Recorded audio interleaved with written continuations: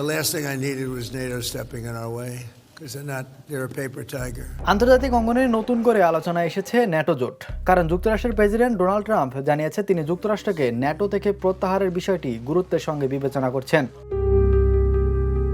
British পত্রিকা the টেলিগ্রাফকে দেওয়া সাক্ষাৎকারে ট্রাম্প ন্যাটোকে পেপার টাইগার বা কাগজে বাঘ বলে উল্লেখ করেন।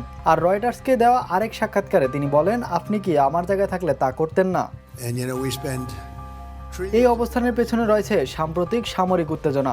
ট্রাম্পের অভিযোগ, ইরান যুদ্ধের সময় ইউরোপীয় মিত্ররা যুক্তরাষ্ট্রকে তাদের ঘাঁটি ও আকাশসীমা ব্যবহার করতে দেয়নি, এমনকি হরমুজ প্রণালীতে নৌ নিরাপত্তাতেও সহযোগিতা করেনি। 1949 সালে প্রতিষ্ঠিত ন্যাটোর মূল ভিত্তি হল আর্টিকেল 5, যেখানে এক সদস্যের উপর হামলা মানে সবার উপরে হামলা। ইতিহাসে এটি একবারই ব্যবহৃত হয়, সেপ্টেম্বর 11-এ। তবে যুক্তরাষ্ট্রের আইন অনুযায়ী কংগ্রেসের অনুমোদন ছাড়া কোনো প্রেসিডেন্ট একতরফাভাবে ন্যাটো ছাড়তে পারবে না। বিশ্লেষকদের মতে এই মন্তব্য বৈশ্বিক নিরাপত্তা ও জোট রাজনীতিতে নতুন অনিশ্চয়তা তৈরি করতে পারে। Imran Hossain, the news.